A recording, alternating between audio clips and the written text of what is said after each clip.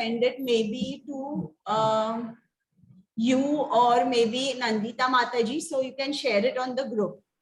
Yes, Okay? Mataji. So Hare Krishna everybody, I am Anvaya Mataji. I take classes for Marathi.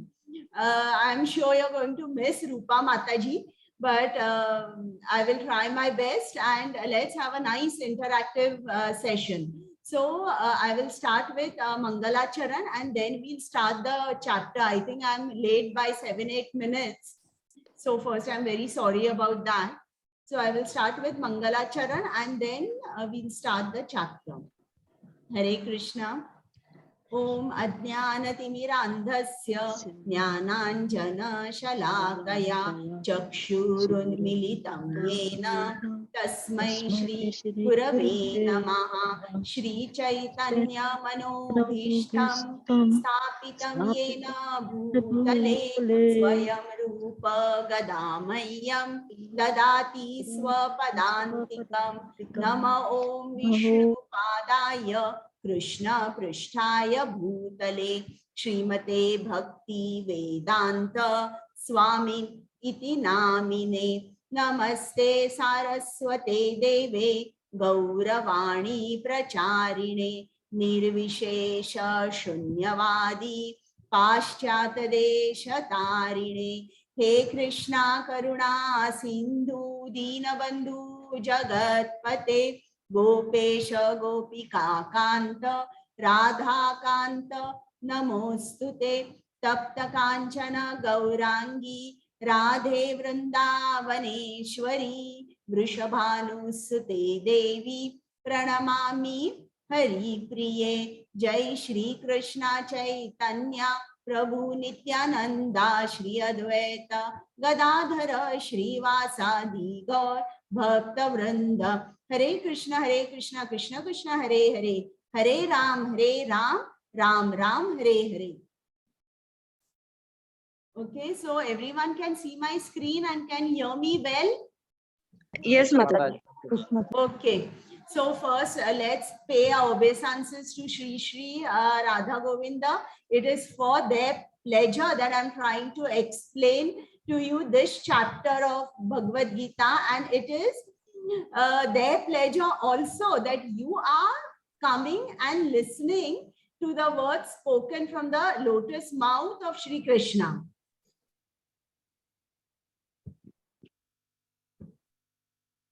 And of course, we'll pay our obeisances to Srila Prabhupada, without whom we wouldn't have understood even a word of Bhagavad Gita.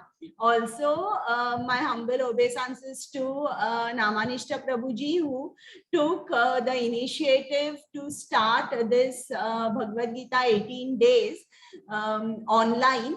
And also my obeisances to Prema Kishori Mataji. She has prepared all these slides, and because of this it becomes very interesting. Otherwise, just reading the book, sometimes you may feel like sleeping, or you may look here or there, but with the slides, it's like you are just fixed on all that is shown. Sometimes there are nice stories from Bhagavatam. Sometimes, she draws those flow charts, so it's easy to understand. Okay, so first I will ask you some questions.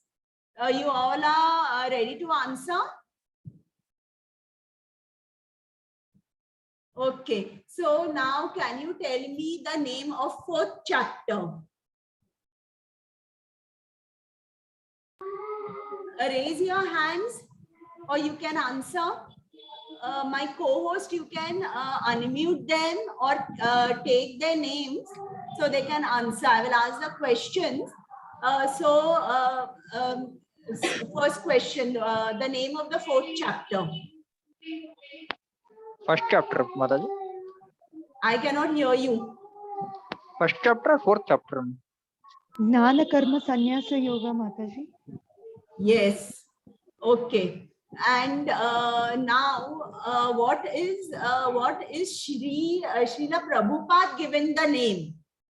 I want that name. 4th chapter.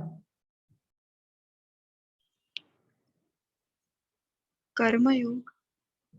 Fourth chapter is Transcendental Karma Yoga. knowledge. Transcendental knowledge. You open the book, I don't mind, but you Jnana tell me the Yoga. correct name.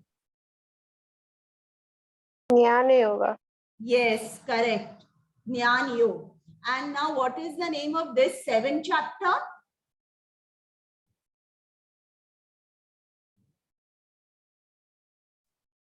Now all of you all have done now 18 days, so fast. Answer. What is the name of this 7th chapter? Yes, Neha Mataji, Knowledge of the Absolute. come again. Knowledge of the Absolute. Yeah, that is 4th chapter. And 7th chapter. Knowledge of the Absolute, Mataji. So now there are 2 chapters. Both are speaking about knowledge.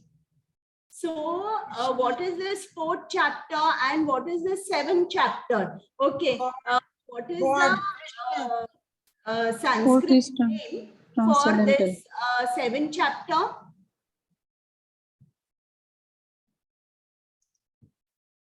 Lord Krishna. Anyone? Jnana Yoga. 7th chapter is Jnana Yoga? Jnana Yoga. Vijnana Yoga. Yes. Jnana Vijnana. It is Jnana Vijnana Yoga. Vijnana Yoga. So now what is the difference? 4th chapter also knowledge is given. 7th chapter also it's a knowledge. But Jnana there are 2 Jnana- words. Jnana Jnana karma. and Vijnana. Yes, yes, you are correct. Jnana Vijnana Yoga. So Jnana is knowledge. Vijnana means application of knowledge. Now there's supposing there's a doctor who has gone to a medical college and become a doctor. He has all the knowledge. Now if he is not seeing patients and if there is no application of the knowledge, what is the use of the knowledge? It's absolute, it's like having no knowledge. Okay, so even after having knowledge, you must be able to apply the knowledge. Okay, so now from 7th chapter onwards, we will see application. And 7th chapter to 12th chapter is Bhakti Yoga. You all know that Bhagavad Gita has 3 sections. The first 6 chapter is Karma Yoga. The middle 6 chapters are Bhakti Yoga. And now the remaining 6 chapters are Jnana Yoga. Okay. So now I'll ask you a few questions. You answer. Now, what do you think attracts Krishna the most? Now we are going to do Bhakti Yoga. So we must know what will attract Krishna the most. So now you tell me. Devotion. Devotional service. Devotional service. Okay. And who else? Bhakti. Bhakti, but can you define it? Devotion without deviation. Okay, devotion, but you give me a correct answer. Don't use all fancy terms. Give me very simple answer. Okay, I will do my chanting. I will do this. I will do that. Tell me in simple words. To involve Krishna in whatever we do every day. Like Yeah. getting up in the morning, remembering him, while eating, first we are supposed to do that Krishnarpanam, and whatever we do in our day-to-day activities, just remembering him throughout the day. Yes, yes. Okay, anyone else? Surrendering ourselves to him. Yes, yes. That is also a very good answer. Do the work without any expectation. Without Yes, results. yes, that is also correct. Okay, any more answers? Niskam karma. Yes, Nishkam karma. Yes, very good. Anything else? Okay, so I will tell you there are two things which pleases Krishna the most. See, why I'm telling you this is because at the start of Bhakti Yoga, this you should know for sure. One is pleasing his devotees, okay?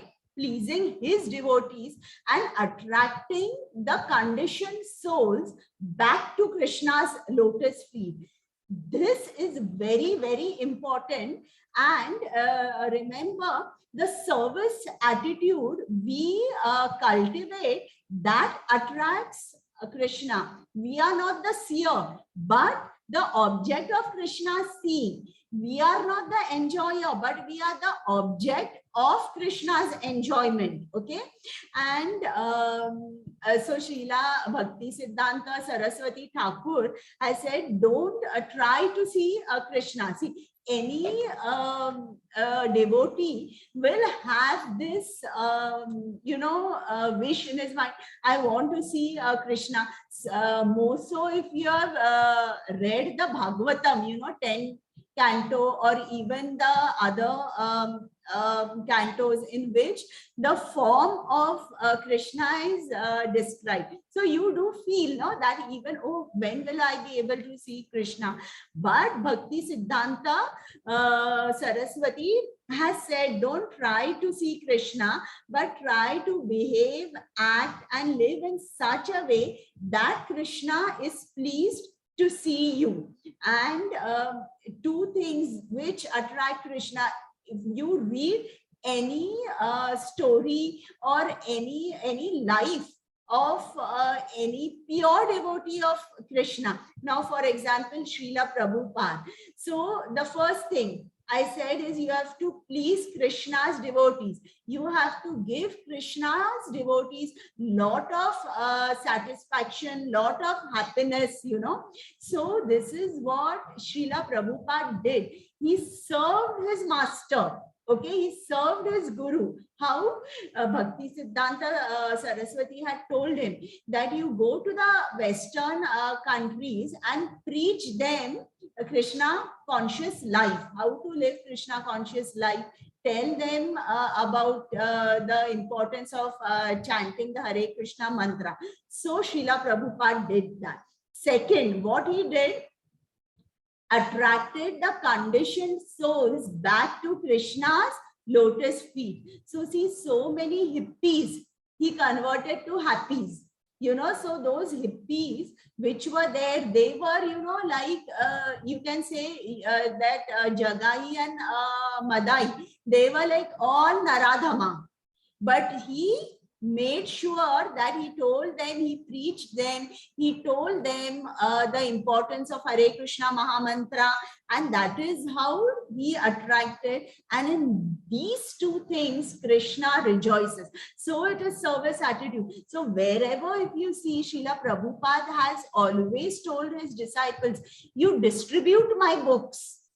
Distribute. He gave a lot of emphasis on book distribution, because whatever he has written should reach each and every soul. See, that is what the soul wants. Soul is hankering after Krishna. So if you do austerity, you do penances, yes, Krishna is pleased. But see, but Krishna himself has said now that if you do austerities after many, many births, he has said, and now 6th chapter was full Ashtanga Yoga, where Arjuna has said it's impractical. My mind cannot, be steady, and he kind of rejected this Ashtanga Yoga. Okay, so in the last 6th chapter, you have seen about the various stages of Ashtanga Yoga, how you will advance the 8 limbs of Ashtanga Yoga. You have seen the Yogarudha stage. Then you have seen the further stages in the practice of yoga. Then how the mind can be controlled, where Krishna says, yes, you can control the mind by practice and detachment. Then you have seen what is the destination of an unsuccessful yogi. And then the last thing Krishna tells Arjun that who is the topmost yogi, because Arjun has totally rejected this. Though Krishna has said that this is possible, Arjuna still feels it's impossible. Okay, so he asks that who is the topmost yogi? And Krishna answers. So can you tell me who is the topmost yogi? The karma yogi, the jnana yogi, the ashtanga yogi, or the bhakti yogi? The Bhakti Yogi. Yes. So after where this was the last answer Krishna gave, from there on he starts telling Bhakti Yoga, because he realizes that what is Arjun thinking? He's thinking, no, I don't like this Ashtanga Yoga. So sometimes, you know, a teacher, when she looks at the student, she understands that the student has still not understood or needs more explanation. So similarly, Krishna understood that Arjuna has not liked this Ashtanga Yoga. So now I will tell him about Bhakti Yoga. And whenever Krishna speaks about Bhakti Yoga, he always says, you know, so many chapters, 7 chapter, 8, 9, 10, that you hear, Shrunu. That word is used in Sanskrit to say hear. So see, we have to hear from Krishna, because no one knows who Krishna is. You read in the 10th chapter that even the yogis, the maharshis, and the gods, they also don't know who Krishna is. So we have to hear from him.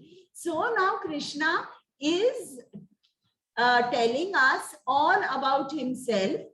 He is saying that he is the source of both the material and spiritual energies. He tells us that he is the controller of all the 3 modes, and we have to surrender to him. Now he tells us that which people don't come to him. They don't come to him, and why? And then he tells us that which are the people who are his devotees, who come to him. And then he says that the living entity can gain freedom by knowledge of Krishna. So now we'll see this chapter.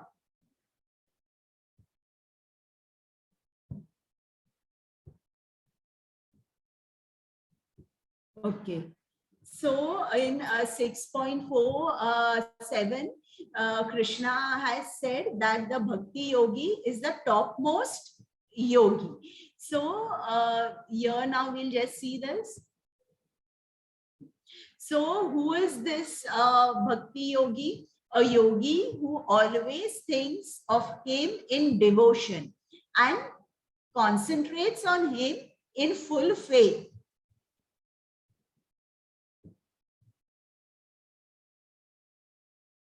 So how does this devotion begin? There has to be a step, no? How do we start the process of bhakti? See, this is this is a scientific process.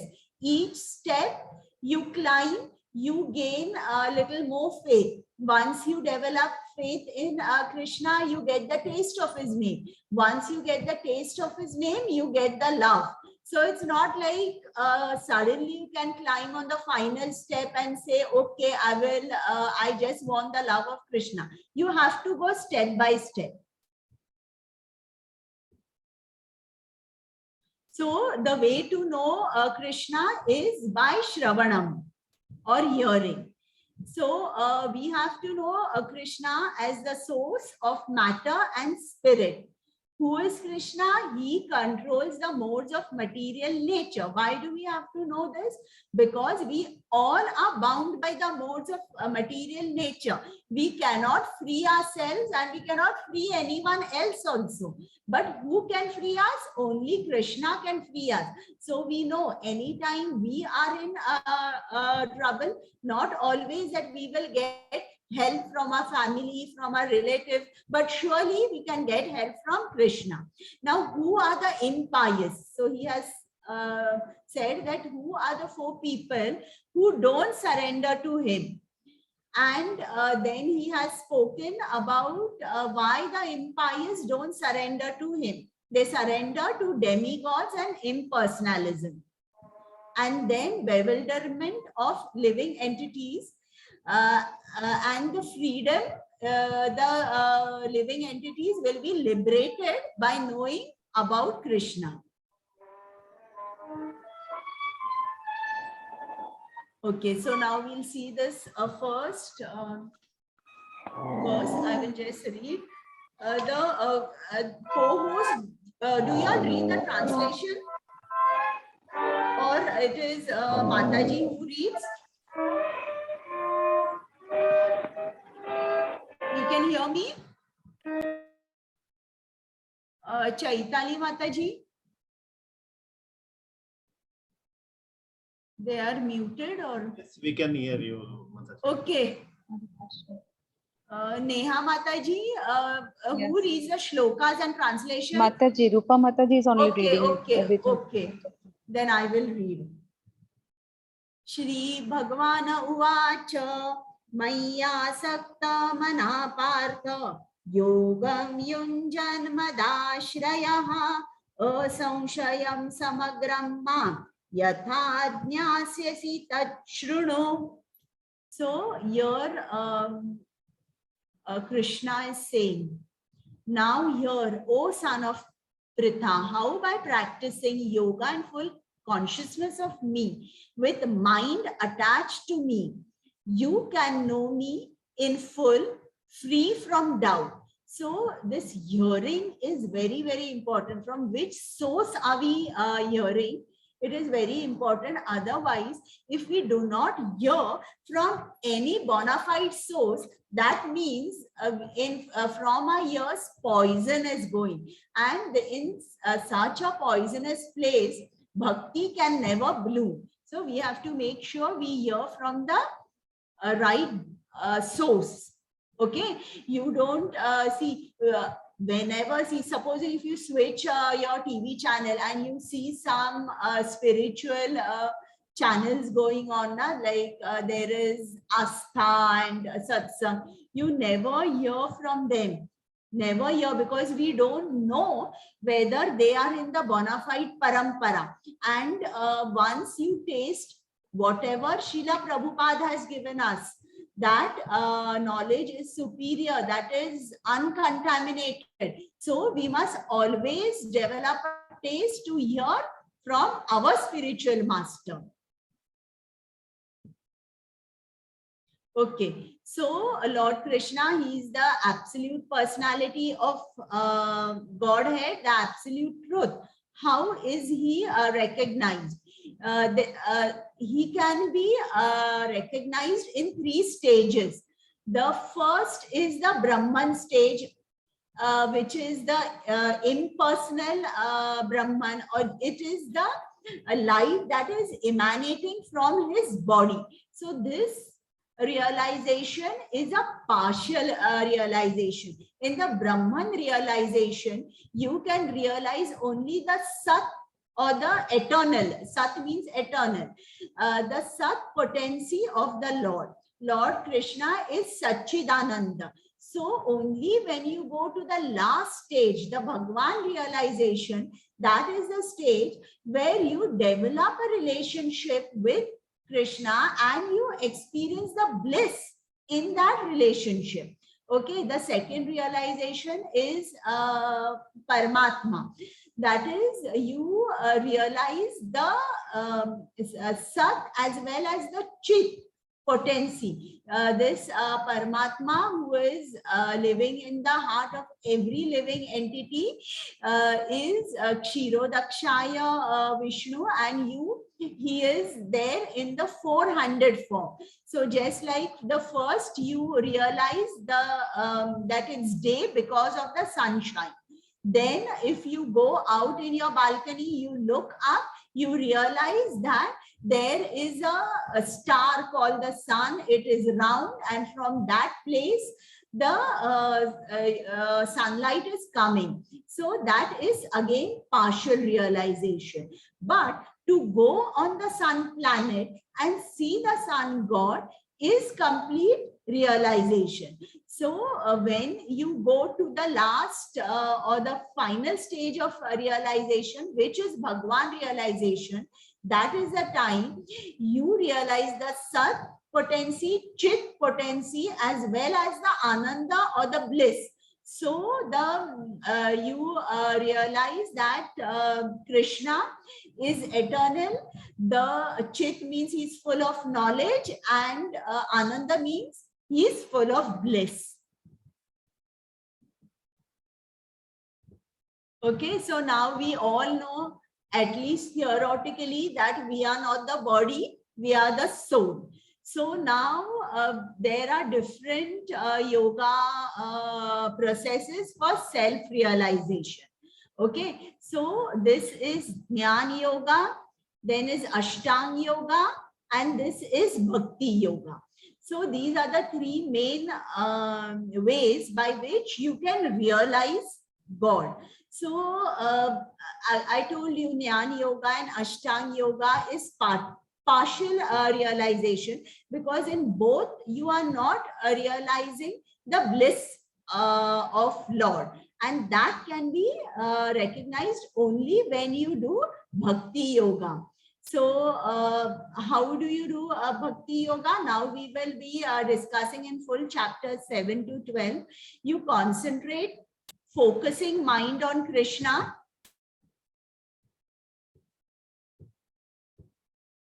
Engage in the 9 processes of devotional service. Constantly hear the name of the Lord, and then what do you do? What does the Lord do? As you also go towards him, he also does something to you. He purifies your heart. So he is seeing, oh, this devotee is desiring to come to me. So he will clean your heart. And then after cleaning the heart, the devotee develops transcendental knowledge. And then after he develops knowledge, he becomes fixed in devotional service. That time he is freed from the modes of passion, ignorance, lust, greed. These are all the anarthas, you know, lust, greed, which sit in our heart. Now the impurities are wiped out. One is situated in pure goodness or Shuddha Sattva. And then one understands the science of Krishna perfectly. Now, who can tell me the 9 processes of devotional service? Prahlad Maharaj had told them in Srimad Bhagavatam, Canto 7. So they are very important, and we also have to learn to follow them step by step. So who can tell me the 9 processes? First, I said it starts with hearing. Sadhu Sangha. Hearing. No, 9 process. How will you do devotion? Process. Shravana, Kirtanam. Kirtana, Yes. Maranam. Yes. And the others? Padasevanam. Yes. One is Archanam. Padasevanam. Atmaniveda. Archanam. Yes. Atmanivedanam. Atmanivedanam. Yes. You can remember?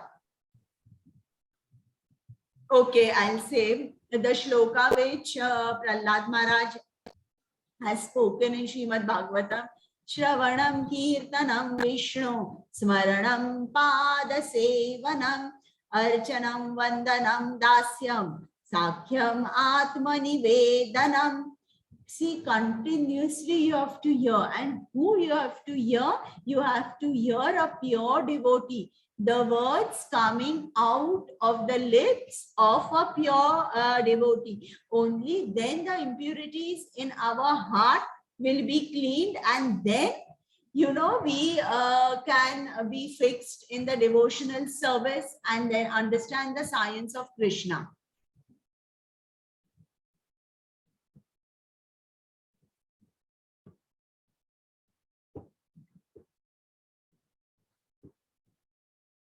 Okay, so here these are the examples of each process of devotional service. Now in Kali Yuga, Srila Prabhupada has said that the first three, Shravanam, Kirtanam, Smaranam, are very, very important. And see, for these three processes, you don't require, to go from one place to another. You can sit home, you can read. See, now you're sitting home, you're listening on Zoom. Okay, so it can be easily performed. Shravanam, Kirtanam, and Smaranam. Okay, nothing can come in the way. So the first Shravanam, it is Parikshit Maharaj. So Parikshit Maharaj heard Shukadev Goswami, and in Bhagavatam it is described that he was so attracted to that hearing that he felt that all over his body, all his organs should turn into ears. So that was the attraction, that he had, because it was spoken from the lips of a pure devotee. And I think you all also, you have come for the advanced class. Somewhere you also have tasted the genuine knowledge which Srila Prabhupada has given us, and you have also liked, the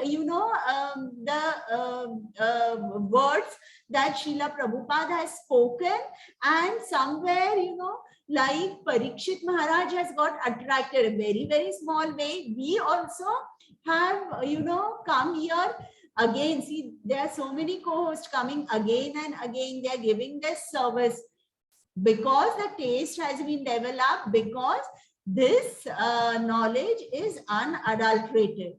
Okay, now Kirtanam. So this is Kirtan.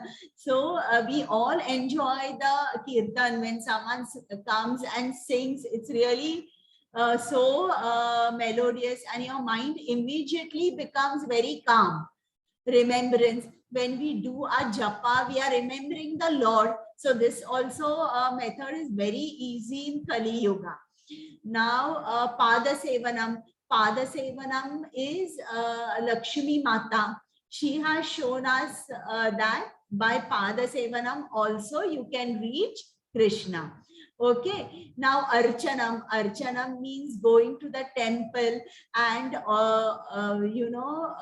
going to the temple, serving the Lord, serving him fruits, flowers, garlands. So this is Archanam. Vandanam. Vandanam means you sing praises of the Lord. So it was Akrura. Hanuman is a service to the Lord. He was, if you anytime you would ask Hanuman, who are you? What is your name? So immediately he will say, my name is Ram Das. Where are you going, Hanuman? I'm going to serve Lord Rama. I'm going to carry out this work. So every time, whenever anyone would ask, who are you, Hanuman? I'm Ram Das. Where are you going? He will tell. So his purpose, what is the goal of your work? I want to please Ram. So this is Dasyam, service to the Lord. Arjuna. So Arjuna is in a Sakya relationship. He is the beloved friend of Krishna. So many times Krishna has said, because you are my beloved friend, I am giving you this most secret knowledge. Maharaj Bali. Maharaj Bali is, he gave everything to Lord Vishnu. But when he realized that, oh, he's Lord Vishnu and everything, all the earth, all the upper planetary systems are there, and I don't have the space for the third foot. I have no land left to offer him. So he offers himself. He says, you place your foot on my head. So he offers himself, that is Atma Nivedana. So all these processes you can perform. Any one process any 2, 3, a combination of them. But Srila Prabhupada has said the first 3 are very important.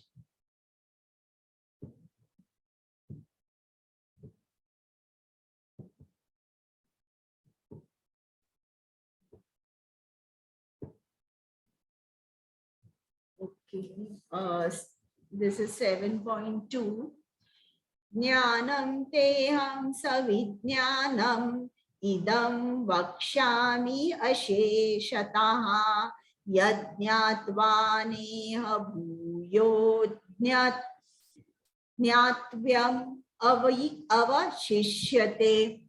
Now I declare unto you in full this knowledge, both phenomenal and numinous, by knowing which there shall remain nothing further to be known. So what is this phenomenal and numinous? Phenomenal means the material. So he is going to give us knowledge about this material world. What is numinous? Numinous is the spiritual. So he is going to give us the knowledge about our spirit, about the spiritual world also, or that is to be known about matter and spirit. So knowing this, there shall remain nothing further to be known. See, who can say this? Only Krishna can say this, that I will give you knowledge about both matter and spirit. And knowing this, there shall remain nothing to be known. Now see, so many advancements in science. Okay, science has scientists feel that they know everything. They are masters of everything, but they have not even penetrated. See, our body is made up of 5 gross elements. You all know. So out of this, the first is the earth. So earth is very gross. Okay. Then you go to water, fire. Then after fire is earth, water, fire, ether, and air.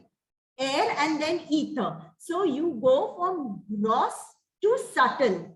Okay. Now these scientists, they have, you know, a kind of about earth. We can all perceive the earth through our 5 senses.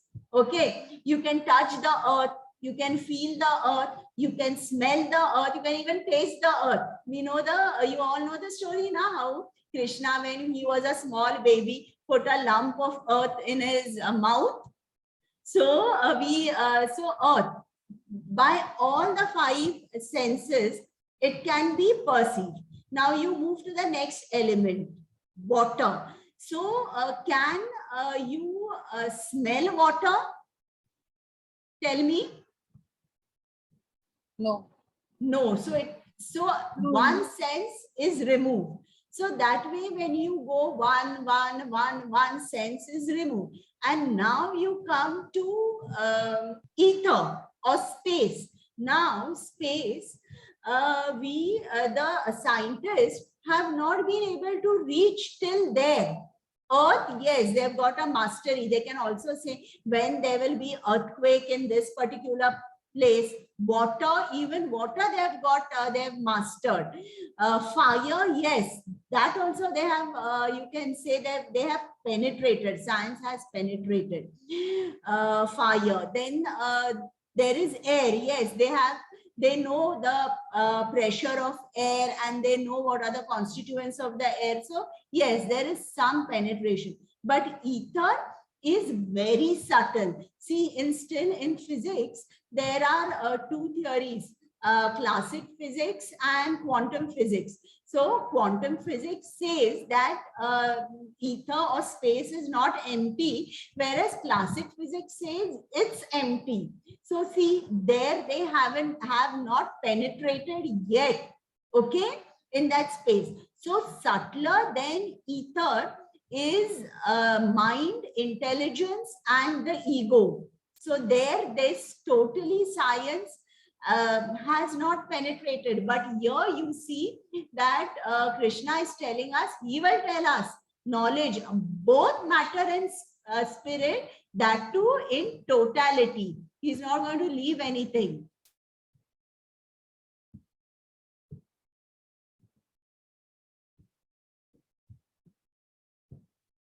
So this is what I told you now, that knowledge is of two types: phenomenal, that is the material knowledge which can be perceived by the senses; numinous, it is the knowledge about the spirit. It cannot be acquired through the senses. And I told you how science cannot know the things which are subtle. So mind, after mind, little bit they can say about ether, that also very little knowledge, but mind, intelligence, ego, and the soul, they have no knowledge about that. And about both this matter and spirit, Krishna is the controller. So he tells Arjuna the qualification in 4.3 and 9.1. He tells that why am I explaining you everything? Because you are the right person. Why are you the right person? Because you are a devotee and you are my dear friend. He uses the word dear friend. So Krishna is the controller of matter and spirit. Krishna is the cause of all causes, the source of all knowledge, and only object of meditation for all yoga processes. Okay, so now he is the cause of all causes. He is the source of all knowledge. So unless and until he tells us about him, about his own self, how will you realize him? Okay, now this is 7.3. Manushyanam sahasreshu kaschit yatati siddhaye yatatam api siddhanam kaschit mam veti tatvataha. Out of many thousands among men, one may endeavor for perfection, and those who have achieved perfection, hardly one knows me in truth. So here what is Krishna? Krishna is trying to say that there's so many people who take on to Bhakti Yoga, but like the earlier slide, you know, they've shown there's a marathon, but all do not reach the final line, you know. They some of them drop, and some of them can't walk, some of them say their legs are paining. So here also similarly that there are different grades.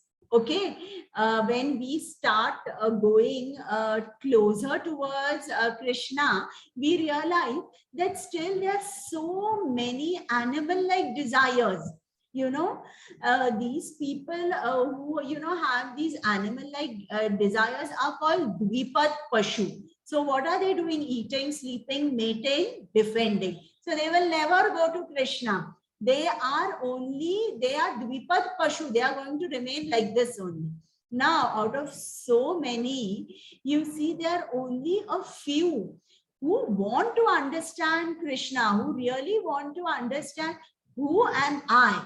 So they are the ones who go to Krishna, and then you can understand how is the understanding of the self, the super soul, and the process of realization by three ways. You first understand the difference between soul and matter. That is, you understand that I am not the body, I am the soul. Then you develop knowledge. That knowledge will take you to the Brahman stage. Then when you do meditation, you realize that Krishna is located in your heart as Paramatma. But beyond all this is the process of devotional service. Devotional service where it will take you. So you will realize that by devotional service, you will realize that who Krishna is. He is a supreme personality of Godhead. He's the cause of all causes. He's the absolute truth. And he's Bhagwan. You all know the meaning of Bhagwan? Yes? The one who has everything, beauty. What are the 6 opulences? all strength, all knowledge, all beauty, all Yes. health, And all beauty, all riches, all strength, all fame, all renunciation, and I missed one. All knowledge. All knowledge, yes, correct. So these are the 6 opulences. So he can be known by the process of Krishna consciousness, what we are all learning, what Srila Prabhupada is teaching us. Okay, see, process of bhakti is not easy to practice. Here also we are doing a kind of penance. We are chanting 16 rounds. We have got certain rules which Srila Prabhupada has asked us to follow, and we do the process of devotional service, which is based on Vedic literatures, Upanishads, Puranas, Narad, Pancharata, Pancharatra. So, or based on all the Vedic literatures, we do this devotional service under a bona fide spiritual master. And if we do not do this as per the whatever is written in the Shastras, then this is not devotional service. It is simply disturbance to the society. So this is a science, and we have to follow each and every instruction that is given to us. So now we'll study verse 7.4 to 12, knowing Krishna as the source of both the material and spiritual energies.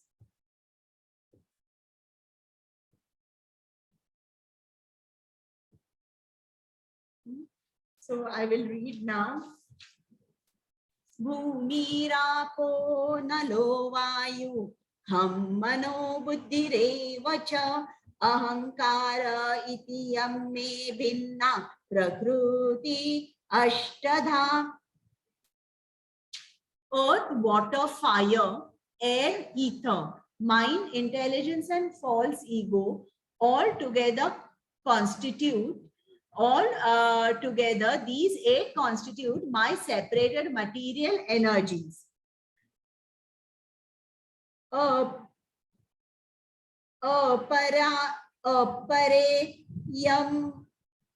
Apareyamit swatvanyam prakrutim vidhi me param jiva bhutam mahabaho yayedam dharya te jagat. Besides these, O mighty armed Arjuna, there is another superior energy of mind which comprises of the living entities who are exploiting the resources of this material inferior nature. So now Krishna's energies are unlimited, okay? Because Krishna is like that, okay? He is also unlimited. His energies also are unlimited. So why is he telling us about all these separated energies? Earth, water, fire, air, ether, all these energies. See, some of us may not want to, are not yet ready or don't want to go to Krishna and see him in a personal form. Okay, so for those, Krishna says, okay, these are my separated energies. So whenever you look at the earth, whenever you look at the water, the air, the fire, the sun, you can easily think about me. So is it difficult to remember Krishna this way? See, now supposing there is a rich businessman, okay, or a very famous actor, and he has a huge sprawling bungalow. And if we are going by the same road, and immediately when we see the bungalow, immediately we will think about the actor, isn't it?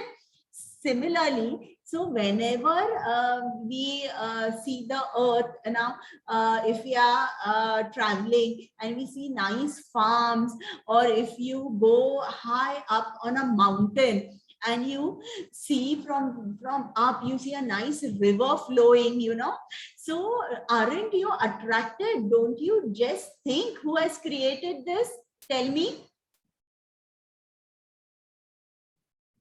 You can hear me, no? You can unmute or no? Yes, Mataji.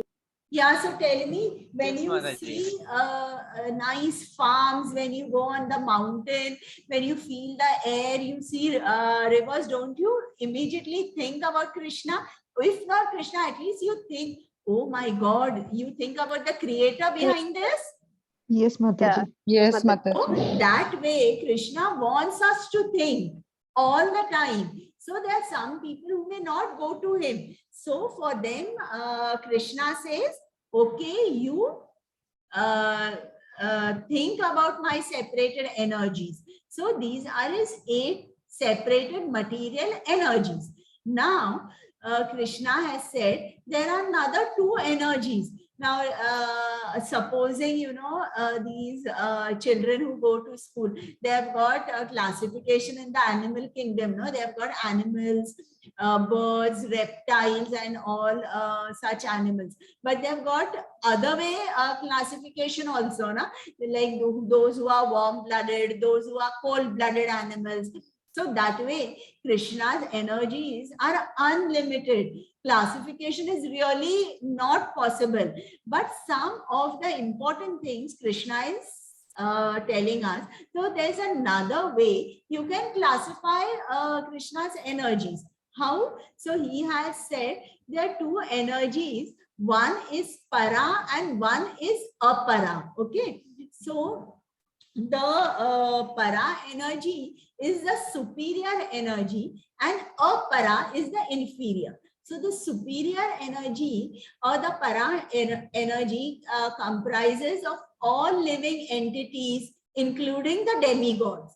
So that is the para energy, and apara is the inferior, which is the inferior energy: earth, water, fire, air, ether. So why is one called superior, one called inferior? So Srila Prabhupada explains in his purport that the superior or the para energy makes use of the inferior energy. So that is why that energy is known as para. See, the living entities, we can cut the wood, we can use the wood to make furniture in our house. We can do so many things, okay, with earth, water, fire, air, ether, and we have exploited nature to the fullest.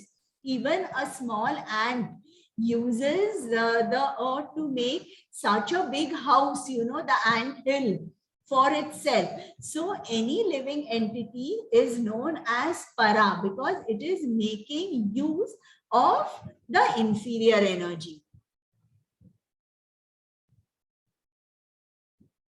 All created beings have their source in these 2 natures of all that is material and all that is spiritual in this world. Know for certain that I am both the origin and dissolution. So Krishna is telling us about himself that I am the creator of both the worlds.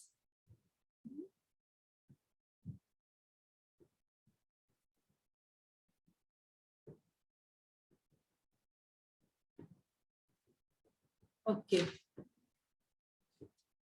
So Krishna, you know, he expands. This is plenary expansions. Okay, plenary expansions are meant so that the functioning in this material world goes on smoothly. Okay, and he is also the one who creates creates the material world, okay, in which we are living. So you see the plenary expansions of Krishna. Plenary expansion also mean direct expansions of Krishna. See, direct, we've got hair on the body or nails on our body. You can say they are the plenary expansions, and the separated expansions of Krishna we. So like a child gives birth to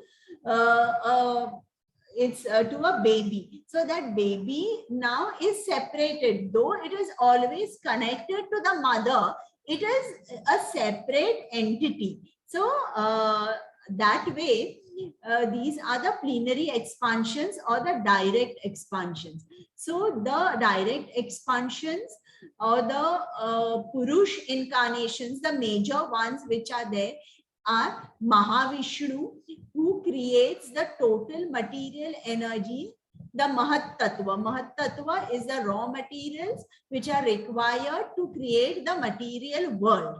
Okay, now Karnodakshaya Vishnu expands into Garbhodakshaya Vishnu, and Garbhodakshaya Vishnu enters each universe, because without Garbhodakshaya Vishnu entering the universe, it would be like a dead universe, you know, like supposing there's a car, but there's no driver to drive the car. The car is just standing. What is the use of the car? It's of no use. Similarly, Garbhodakshaya Vishnu enters into each universe. From his navel grows a lotus stem. On the top of the lotus stem is Lord Brahma, and on the lotus stem are the 14 lokas. So this is Garbhodakshaya Vishnu enters into each and every universe. Garbhodakshaya Vishnu now expands into Shirodakshaya Vishnu, who is there in the heart of each and every living entity. So he is the super soul. Okay, he enters in the not only in every living entity, but in every atom, and as the super soul. Okay, so Karnodakshaya Vishnu creates this material universe. So this material world is for enjoyment of living entities. The living entities are Purusha, cause, controller, enjoyer of material energy. So you see here, see, this is the false ego. The material world is for the enjoyment of the living entities. This is what we think, but here this material world is like a prison. Krishna wants to us to come here. He wants us to redeem ourselves, to rectify ourselves, and then go back to him quickly. But we think that I am the Purusha. What does Purusha denote? I am the enjoyer. So in our soul, we have one is Jivatma and one is Paramatma. The Jivatma keeps on thinking, I am the enjoyer. This gives rise to the false ego. And because we say, I am the enjoyer, we get entangled in the material world. We do some action, we have to face the reaction. The minute you realize that you are not the enjoyer, Krishna is the enjoyer, you become liberated. All the saints, if you see, those saints, you know, they have this, I am not the enjoyer, I am Krishna Das. I am not the enjoyer. So even staying in this material world, they are liberated.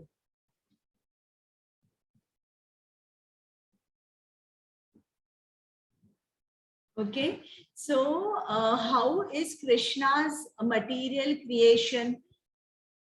It is temporary.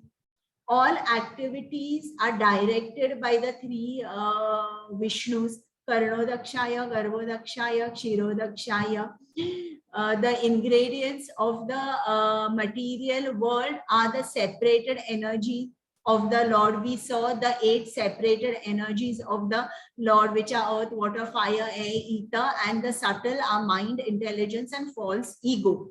Okay, so all these together form the Mahat Tattva. These are the raw materials for the generation of the material universe.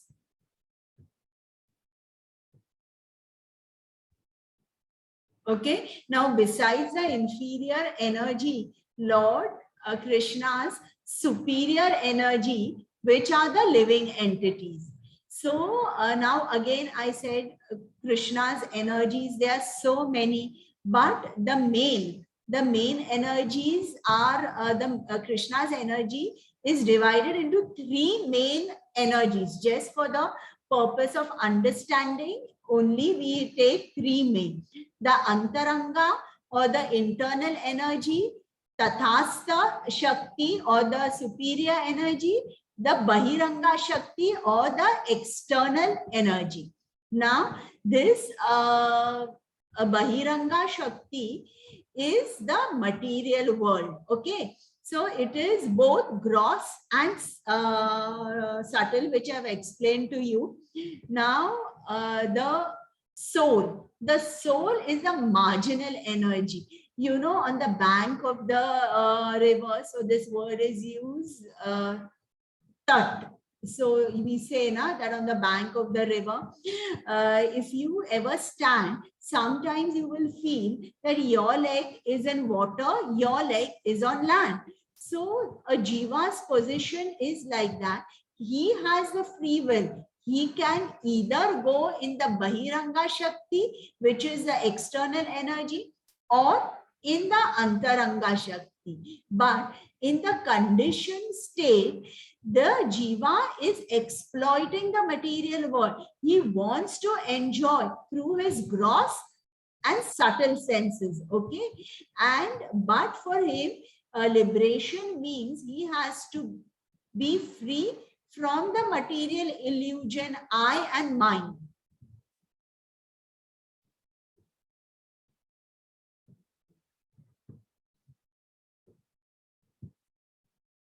Seven 7.7, I will read now.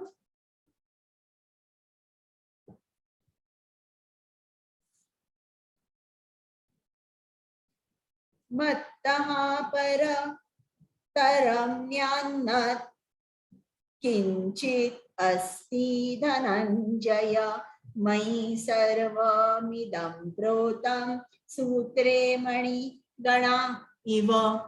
O conqueror of wealth, there is no truth superior to me. Everything rests upon me as pearls are strung on a thread. So see, they say these planets which are moving in their orbits, you know, at a particular speed. So see, they are in space. Has it ever happened that the Earth has moved out of her orbit and, you know, has gone and into some other orbit, and now there's a danger of some accident? Has it ever happened? No. We say that because of gravity, all these orbits are there in their respective positions. Now Krishna has said that he has entered these orbits, and because he has entered these orbits, he has made them light, and see, they are in that suspended state. So here we understand that everything in this world, Krishna is the base. Okay, everything rests upon Krishna. Just like we can see the pearl necklace, but we cannot see the thread. Similarly, here everything is in the place, is functioning, but we cannot see that Krishna is behind all this. Now, who is Krishna? Now we'll do this and maybe another verse, then we can stop. So there are so many things. Krishna has said that in water he is taste, in sun and moon he is the light, in the Vedic mantras he is Om, In ether, he is sound. So see, in ether is very subtle. We can only see if I clap my hand, only then the sound comes. So I will know the space only because of sound, nothing else. So there's only one sense which can penetrate ether. In man, he is the ability, he is the fragrance in the earth. He is in fire, he is heat. In all living, in all that is living, he is life. So everything is given, you can read. Okay, so I will take up one or two. Now he has said he is the taste in water. So can you tell me now, what is water? Does water have a taste? Tell me. Does water have a taste? You all can unmute and say, na? No, Mataji. No, Mataji. Water does not have a taste. So why is, but supposing I give you I put salt in the water and I give you, will you like it? No, Mataji. No. So see, he has said he is the taste in water. So what we relish in water is Krishna. And there's another way you can explain this. Now, everything that we eat, it is water which imparts taste. Okay. Now just tell me that supposing if I give you some solid, if I give you a rice grain or a wheat grain, or say maybe tur dal, and I say, oh, you just eat it. So will there be any taste in that? No, Mataji. No, Mataji. No. But now supposing if I tell you, take these rice grains, you wash them, you boil them till they puff up, you make rice. And now you eat rice. Now will rice have a taste? Yummy, Mataji. Yes, Mataji. Yes, a distinct taste. No? Now I give you wheat. I tell you, you grind it, you make chapatis, you roast it. It has a different taste. Yes, Mataji. Yes, Mataji. So Yes, each solid, the taste is given only by water. Only by water. Each solid has a different taste. So in that sense, he also means I am the taste in water. Without water, any fruit, any vegetable, or any solid item will not have any taste. So this is the meaning of the taste in water. Now in all Vedic mantras and Om, he has said. See, all Vedic mantras start with Om. You know some of the Vedic mantras, you can tell me. Tell me. Om Namah Shivaya. Gayatri Mantra. Om Yes. Bhagavate So what does Om Om Namo indicate over there? Tell me. What does Om indicate? Krishna.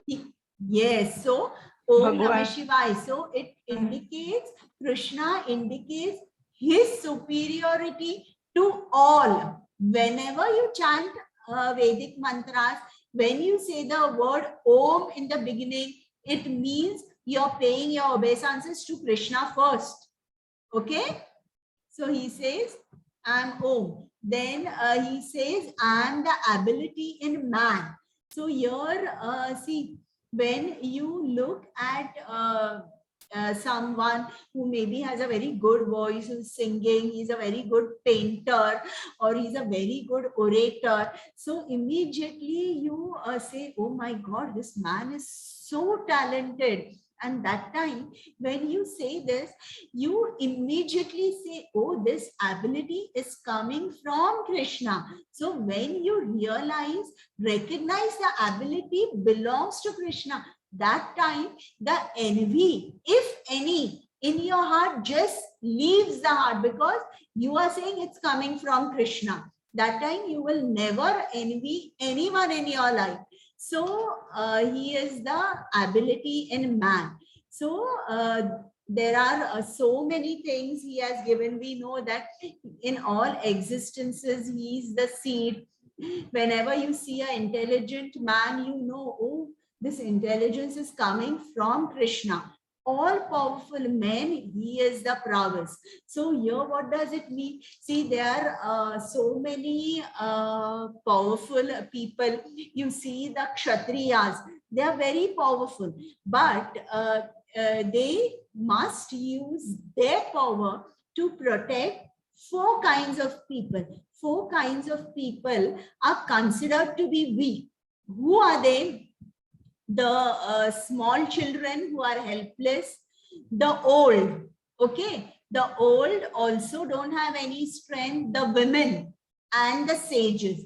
So protection should be given to these 4 weaker sections of the society, and when such kind of strength is shown to protect these weak people, you can understand that Krishna lies in their strength. It is not that you show your strength, where you try to just are showing that I'm stronger than you. And no, that is not strength. That is not strength. When 2 people who are equal, they try to show their strength. I'm stronger, or 2 countries are there, they are trying. No, that is not there. Strength has to be used in the right direction. Okay, so, and that strength has to be used for Krishna consciousness. So it should be devoid of passion and desire. It should come through a sense of duty to Krishna. It should be used for Krishna. So that is strength. Okay, and I am that sex life which is not contrary to religious principles. What does this mean? Okay, sex life, but you are giving rise to Krishna conscious children. When you have got children, you train them to be Krishna conscious, then it is allowed. It is not like just you are leading a sex life for your own self gratification. I want children, so they will look after me in old age. I want children, some of these if you go to the illiterate class, still they speak that I want many children because in my farm I need people to look after the farm. So see, this is all sense gratification. You need it for your own self. So this is not allowed. Krishna says that you should give rise to Krishna conscious children.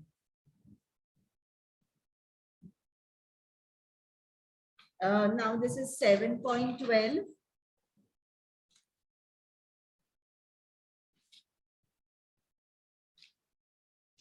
I can't read the English into this, so I'm reading from the book. I'm reading the Sanskrit. Ye chaiva satvika bhava rajasastamasaschaye matta eveti tan vidhi na tvam teshu te mai. Know that all states of being, be they of goodness, passion, or ignorance, are manifested by my energy. I am in one sense everything, but I am independent. I am not under the modes of material nature, for they, on the contrary, are within me. So here, what is Krishna trying to tell us? That he controls the modes of material nature. So he is not, the modes of material nature never control him. Our position is different from Krishna. We are controlled by the modes of material nature. Okay. Here, Srila Prabhupada, he gives the example of a king who enters the prison just to see how it's working. So the king in his kingdom, he has made the laws, and when generally anyone who enters the prison premises is a prisoner. So all the other prisoners think, oh, this person is a prisoner. They don't realize his superior position, that he is above the law. He has created the law for the well-being of the society. Similarly, these laws which are created for us are created. So this is these three modes. They are known as the Trigunatmak Shakti. And you all know this material universe is the Devi Dham. It's called the Devi Dham. Why? Because she functions through her energy, or the Trigunatmak Shakti. And what is her function? These three modes, her function is to make a soul realize that there is no happiness. There is no happiness in this world. If at all there is happiness, it is temporary. So to make the soul realize this, see, sometimes we say nature is the best teacher, or experience is the best teacher. Now, supposing if I tell you that you will get happiness if you are connected to Krishna. Okay, now telling you one thing and experiencing is still another thing. So we are so mudhas, you know, we don't have any knowledge. We don't want to read the Puranas, whatever Vyasdev has written. So now Krishna has devised another way. Okay, these are the three teachers. They will teach you. And once we realize the futility of these activities, we are all, each one of us here, we all think that the happiness comes through the sense enjoyment. So do you all relate to what I'm speaking? Tell me, we all think now that happiness means enjoying through senses. Just tell me yes or no.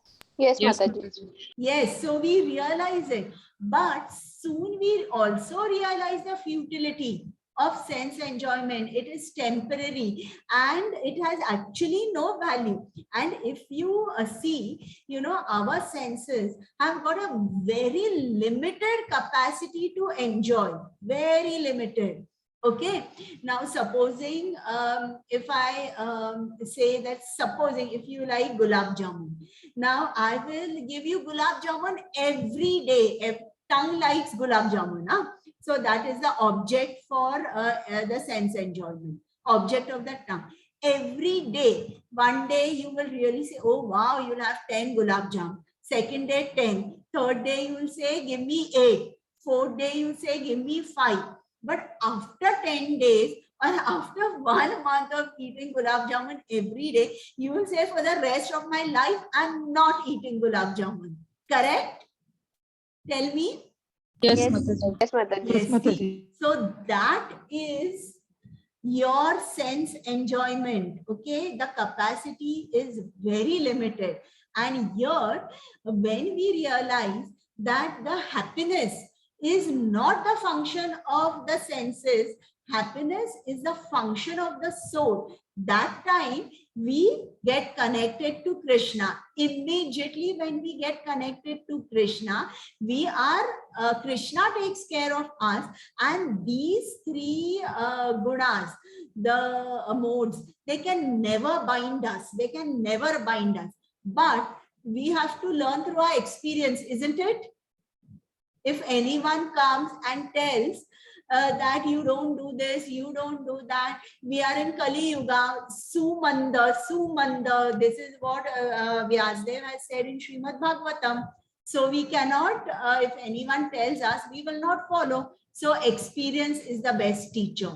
Okay, so now Krishna is Nirgun. Nirgun, what does Nirgun means? It doesn't mean that Krishna is without qualities. No, it means that he is the origin of the mode, he is not within the modes, or he is beyond the modes.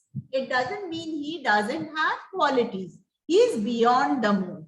So one who is nirguna is not affected by the modes. The modes affect all the material activities are conducted under the three modes. So the three modes affect any activity whichever you do. These modes emanate from the Supreme Lord, and he is not subordinate to them. He is a controller. And what is the analogy here? I told you the king and the lawmaker is not subject to the state laws. Okay, so I think now I will take these two and I can stop. Deluded by these three modes, goodness, passion, ignorance, the whole world does not know me, who am above the modes and inexhaustible. 7.40 Daivi Yesha Gunamai Mama Maya Duratyaya Mameva Ye Prapadyante Maya Metam Tarantite. This divine energy of mind, consisting of the three modes of material nature, is difficult to overcome, but those who have surrendered unto me can easily cross beyond it. Now, this divine energy of mind, now Krishna's energy, and Krishna has used the word divine. Okay, now why do you think he has used the word divine for his to describe the three modes of material nature? Why has he used the word divine? Any takes? Because it comes from him only. Yes, so it comes from him, it is associated with him, and his divine energy works for him and works under his direction. So that is why it is divine. This divine energy of mind, he says, Krishna says is difficult to overcome. Now, who can? Krishna's energy also will be invincible like him, because it's coming from him. So how can you overcome this energy? So I just tell you this. So I will just tell you the a small story to drive home the point of about this. Now, see, suppose there are two friends. Okay, so they are very good friends, and one of their friend is very rich and he's staying in a big bungalow. So one day he invites his other friend to his house, okay, one evening. So that friend is very happy, so he goes to his house and he sees a big bungalow, and there outside it's written beware of dogs, and he just goes near the gate, and a huge ferocious dog comes and starts barking and jumping. So this friend realizes that there is no way he can go and meet his friend, because this dog is there, he will bite him. So he waits for a long time, but that dog is also there only waiting to pounce on him. Then after a long time, he calls his friend and says that, oh, sorry, I cannot come because I'm standing outside your gate. This dog is not allowing me to come to you. So the friend says, okay, just wait for a minute. And he comes in the balcony. He calls out the name of the dog and says, you sit down. And the dog sits down. And now the friend tells that you open the gate and you walk in. Now this friend opens the gate. He walks in, and this dog is sitting down with his head down, not even looking at this friend who is walking in the compound. Similarly, when we are connected to Krishna, same thing happens. These modes, they don't bind us, they don't even look at us, and we are directly connected to Krishna. These modes no more trouble us. no more prabalas, and we directly come under the shelter of Krishna's lotus feet. So here you see what Krishna is doing. He is saying our material world is known as Bhavasagar. You all know, na? It is compared to a Bhavasagar. So how is a sea? It is always stormy. Can it be calm? There's so many ups and downs in our lives. There's so many obstacles, and the greatest obstacle is, or the greatest fear of danger of this existence or this human life is, we will fall back into the animal species. We want to go to Krishna, but the sea, the Bhavasagar is, it's not easy to cross. So if we get connected to Krishna, Krishna personally comes and delivers us. So this is why whenever we are in the ocean, we always, or drowning, we'll put our hands up and say, save me, save me. So like that also, we are putting up our hands and saying, Hare Krishna, Krishna Krishna, Hare Hare, Hare Ram, Ram Ram, Hare Hare. So that is the mode of a devotee, or the mood of the devotee, that he is shouting to Krishna for help. Krishna, please come, please come. Okay, so I think I'll stop now. Do you have any questions for me? This I will take up the slide. So from 7.15, I can start.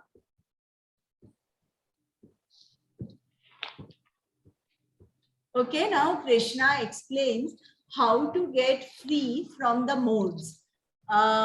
We are bound by the clutches of Maya. Therefore, we are called Nitya Baddha, or eternally bound. Here he is Krishna and she is Maya, and she is making all the living entities dance to the tune of the three modes. The ignorance, passion, and goodness. So now the divine energy, material energy is called divine because she is connected and the movement is as per the divine will. So she is connected to Krishna and she acts as per Krishna's will.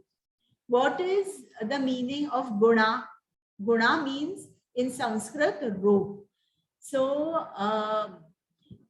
only Krishna or his bona fide representative can rescue a Nitya Baddha. For example, now supposing my hands are tied, your hands are tied with a rope. Can we free each other? Tell me. Tell me. No, Mataji. No. But supposing if I am free and you are tied, I can untie the rope. Similarly, the bona fide representative of Krishna is not tied by these ropes of passion, ignorance, or goodness. He is the one who can cut our rope. So devotional service can help one gain release Krishna out of paternal affection for the living entity, can order his energies to release the conditioned soul. So actually, we have no merit in us, no merit, where Krishna can even look at us. But Krishna's causeless mercy, what is this causeless mercy? His paternal affection. He is our father. So because of this paternal affection, he can order his energy to release the conditioned soul. Now, conditioned soul or the Nitya Baddha. No one can trace out the history of being conditioned. It is difficult by own endeavor. It is easy by surrender. So this way, by surrendering ourselves, we have to get free from clutches of Maya.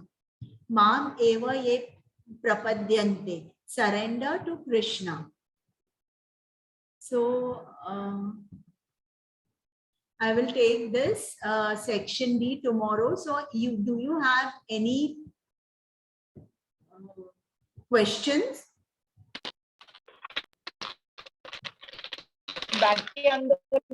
safety. I did not understand.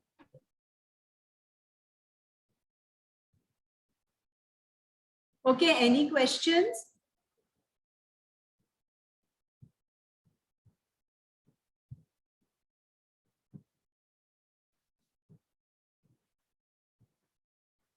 Any questions?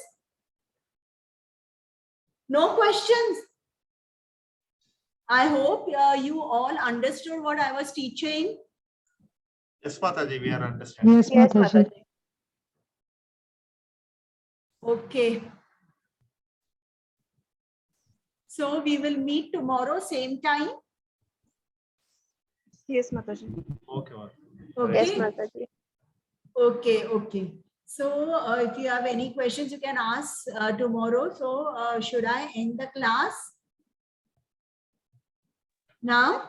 Yes, Mataji. Hare Krishna, Mataji. Hare Krishna. Okay. Vancha Hare kalpataru. Hare Krishna. Hare Krishna. Hare Krishna Mataji. Okay, I will just say the shloka, then I'll end the class. Okay. Vancha kalpatarubhyascha kripa sindhubhya eva cha patitanam pavanebhyo vaishnavebhyo namo namaha. Ananta koti Vaishnava vrinda ki jai. Srila Prabhupada ki jai. Hare Krishna, Hari Bol. Hare Krishna, Mataji. Hare Bol. Hari Bol. Okay, so we will meet tomorrow. Yes, Mataji. Yes, Mataji. Yes, Mataji. So can I end the class now? Yes, Mataji. Yes, Mataji. Okay. Hare Krishna, Mataji. Hare Krishna.